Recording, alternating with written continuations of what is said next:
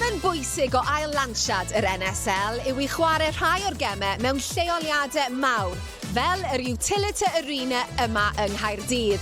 Ac ar ôl dechrau I tymor draw yn yr House of Sport yng ngorllewin y ddinas, heno mae'r Ddreigiau wedi dod reit I ganol y brif ddinas I chwarae o flaen bron I 2,000 o gefnogwyr brwd a swnllyd a herio Manchester Thunder yn rownd 4 o'r NSL.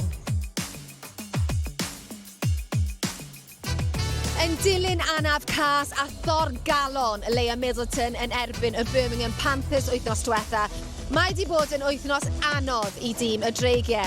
Ond gyda Leia nawr yn gyffyrddus ac wedi dechrau ar ei siwrne I ffitrwydd, mae'n bwysig bod y tîm yn canolbwyntio ar y pêl-rwyd gan ddechrau gyda gêm heno. Ac mae'n dipyn o her gyda Manchester Thunder yn yr ail safle wedi tau'r gêm tu ôl I London Pulse sydd ar record 100%. Dim ond 2 gêm yr Ddreigiau wedi chwarae hyd yma, ond maen nhw dal I edrych am eu buddugoliaeth gyntaf o'r tymor. Roedd anaf Leia Middleton yn un o nifer ar draws y gynghrair yn y rowndiau cynnar, ac roedd y ddau dîm wedi newid cryn dipyn ers penwythnos diwetha.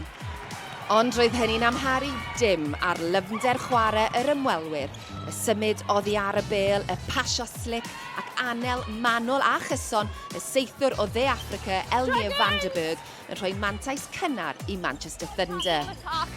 Roedd y camgymeriadau bach oedd yn amlwg yn ei 2 gêm gyntaf dal yn rhwystredigaeth i'r Ddreigiau, a'r bwydo I Georgia Row ddim bob tro yn ddigon da.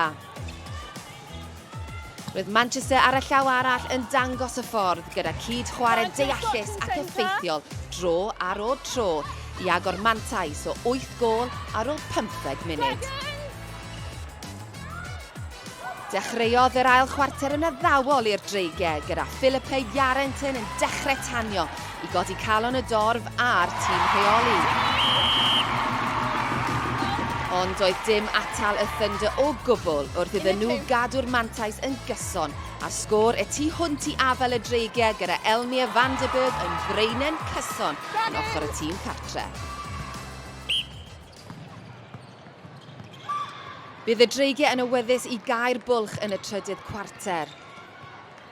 Cyfnewid clyfar yn rhoi amser I Yarrington ac yn rhwydo. Newton. Rhyngipiad arall yng nghanol cae gan Thunder, a maen nhw'n symud y bêl mor gloi. Gwaith gwych gan Alex Johnson yn fyna yn rôl y gôl geidwad heno yn dilyn anaf Leia Middleton. A'r Ddreigiau yn gwrth ymosod.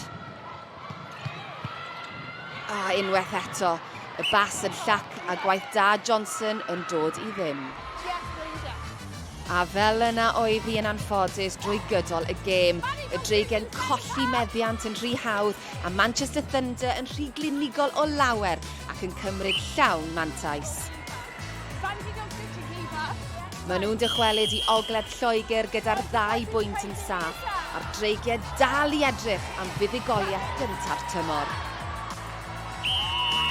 Y sgôr terfynol, Ddreigiau Llinos Caerdydd 47, Manchester Thunder 72. Raina, the first game back after the events of last weekend was always going to be tough for the girls. Can you give us your thoughts on this evening? Look, I think they did extremely well. It's been a tough week for everyone involved. You know, Leah's such a big personality. She brings a lot to our team. And there was a real sadness around her being injured and how she got injured. So I think for the girls to turn up tonight and they put their best efforts out there, like they never gave up right to that last whistle. So I'm really proud of that.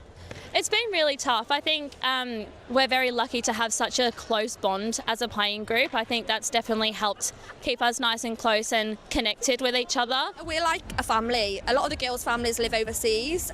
Some of us have family that are further away from Wales. So we have really come together. We've always been really close friends, but I would say there's a massive sisterhood amongst us, even from the management. We are a family at Dragons, and that's a really special thing to be a part of. It's always disappointing to have a loss, and I think this week's been pretty challenging for us as a whole franchise, especially a playing group. So I'm proud of the effort that we put out there tonight against a quality side in Manchester Thunder, but I think it's really important for us to take the positives of that game, but then also the learnings and, as you said, reflect and see how we can improve for our upcoming games. We have to be really consistent for the full 60 minutes to make sure that we're competitive in this competition, and I think sometimes that's where we're letting ourselves down. Like, we sort of lapse concentration for 2 to 3 minutes and then, you know, they just pounce on that. I can see that your left knee has got some ice on it and some cling film strategically wrapped around it. Did you suffer an injury this evening? No, it's just a recovery mechanism. I've just got a bit of a twinge in the knee, but it's just recovery. So we've got to kind of try and look after ourselves. This quick turnaround back into training on Monday. So yeah, we'll look to rest and recover tomorrow, ready to go again for another week. And your next game is away against Loughborough Lightning, the reigning champions as well. How will you prepare for that game now? Yeah, look, it's a lot about us at the moment. We're not looking outwards too much. Obviously, we'll look at the other team and see kind of what their principles of play are looking like, but it'll be focusing on us. We've had some of our next-gen girls join us, so it'll be looking to introduce them, build connections with them in that defensive end, and give them the confidence that they need to get the ball to us and attack. And you're still looking for that win, aren't you? Absolutely, we go again. Well done. Thank you. Diolch. Diolch.